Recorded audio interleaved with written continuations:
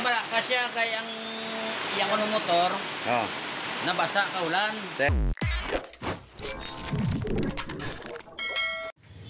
So yun mga karam, good morning. So ito na yung update sa kinuha ating kawayan.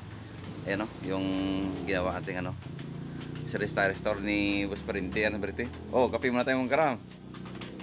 Ayan.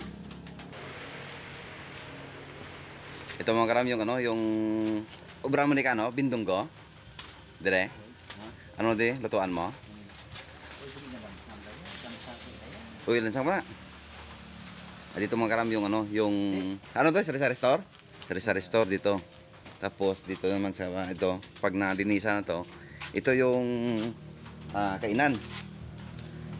Lagyan ng bindunggo. Nilaga ni Boss Parente. Ayan. So ganito nang kasaka ano no. May ito naman mga karam.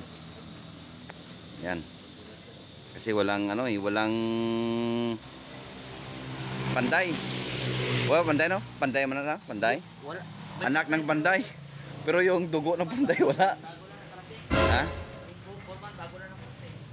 Sino porman na? Porman. Ayan.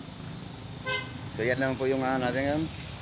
Sa kinuha natin kawayan. Ito na yung nagawa natin sa doon na yung kuya natin pala natin doon pala natin nakuha doon sa no, sa bukid pa, malayo pa. So yan o. Wow. Tapos dito man nakakaroon sa kilid yung ano, yung pan.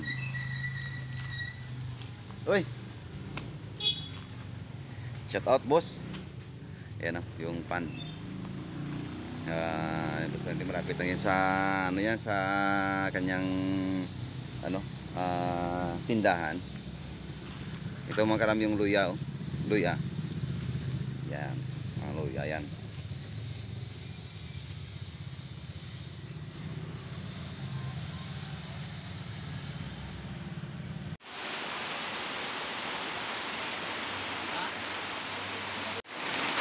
So yun mga karam, nag-aulan no? Regli tropa mga karam. Yan. Si Boy Bimig. Shout out. Baka naman. Ari, gola nyo.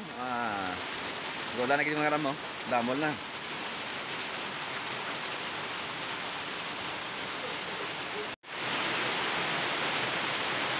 Grabe na no? Ano boss? Yeah. Nagkabalaka siya kay ang iyang ano motor. Oh. Nabasa ka ulan. Te. Simple lang ano siya na ano nga sabat. Kung mag-ulan man lang nakabasa. Kuha mo.